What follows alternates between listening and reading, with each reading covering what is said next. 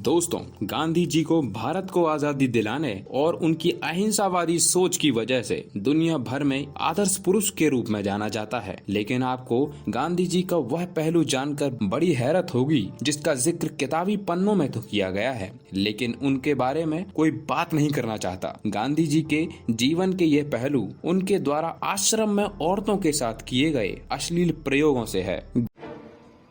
गांधी जी ने 1906 में मात्र 38 वर्ष की उम्र में ब्रह्मचर्य धारण कर लिया था। दोस्तों, आपको बता दें, ब्रह्मचर्य धारण करने के बाद व्यक्ति को हर प्रकार की शारीरिक संबंध और काम भावना से परे आध्यात्मिक जीवन का पालन करना होता है। ब्रह्मचर्य धारण करने के बाद गांधी जी को भी यही करना पड़ा। अब वह किसी भी महिला के साथ संबंध नहीं बना सकते थे। इन सब के चलते उनके व्यवहार में काफी परिवर्तन आने लगा। वो महिलाओं की मौजूदगी में खुद को असहज महसूस करने लगे। अपने व्यवहार में इस तरह परिवर्तन के नाम पर गांधी जी ने अपने आश्रम में महिलाओं के साथ अश्लील प्रयोग करने शुरू कर दिए। वो नग्न महिलाओं के साथ अपने नग्न शरीर पर मालिश करवाते थे। उन्हीं के साथ पूरी रात नंगे होकर भी सोते थे।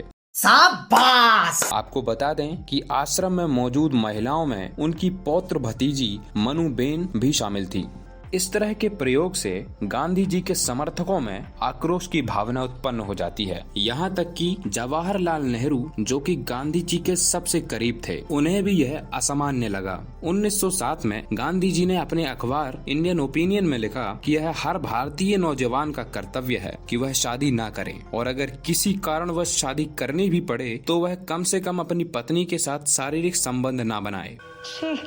ऐसे ही गांधी जी ने कई आश्रमों की स्थापना की जहां वह ऐसे घिनौने प्रयोग करते रहते थे। इन सभी आश्रमों में लड़के और लड़कियों को एक साथ नंगे होकर सोने और नहाने के लिए कहा जाता था, लेकिन किसी भी प्रकार की सेक्सुअल एक्टिविटी करने पर उन्हें सजा भी दी जाती थी। आश्रम में पति पत्नी भी एक साथ नहीं रह सकते थे। किसी भी प्रकार की काम उत्तेजना होने पर उन्हें ठंडे पानी से नहलाया जाता था। गांधी जी के सेक्रेटरी निर्मल कुमार बोस ने उन्हें समझाया, जब तक आपके समर्थक इस विचारधारा को समझ नहीं जाते तब तक आपको अपनी भतीजी मनुबेन के साथ बिस्तर साझा नहीं करना चाहिए, वरना जनता आपको गलत समझेगी। यहाँ तक कि वल्लभ भाई पटेल ने गांधी जी के मुंह पर यह भी कह डाला था कि आप जो कर रहे हैं वह अधर्म है। इस बात पर गांधी जी वल्लभ भाई पटेल को कहते हैं, मनुबेन के साथ बिस्तर साझा करना अधर्म नहीं है, यह मेरा नैतिक कर्तव्य है। अगर गांधी जी के इन सभी प्रयोगों को सबसे करीब किसी ने देखा है तो वह था R.P. परशुराम, जो कि गांधी जी के आश्रम में सेक्रेटरी था। परशुराम उन सभी युवाओं में से था जो गांधी जी को अपना आदर्श मानते थे। गांधी जी के इसी सम्मान के चलते वह आश्रम में काम करने आया था।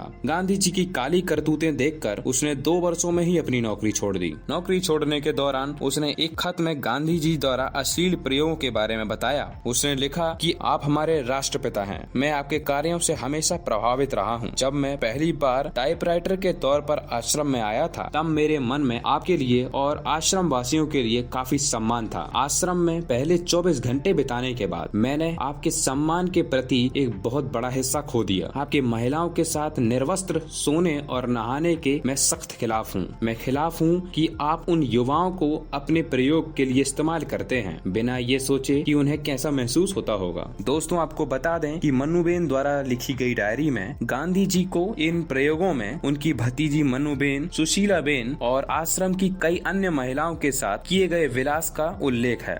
हम भारतीय अपने महान लोगों के प्रति बेहद संवेदनशील होते हैं। वास्तव में हमें उनका एक ही पहलू पता होता है। बात तो सही है। दौड़ना तो पड़ता है। वीडियो पसंद आई हो तो कर देना लाइक और चैनल को कर लेना सब्सक्राइब। धन्यवाद।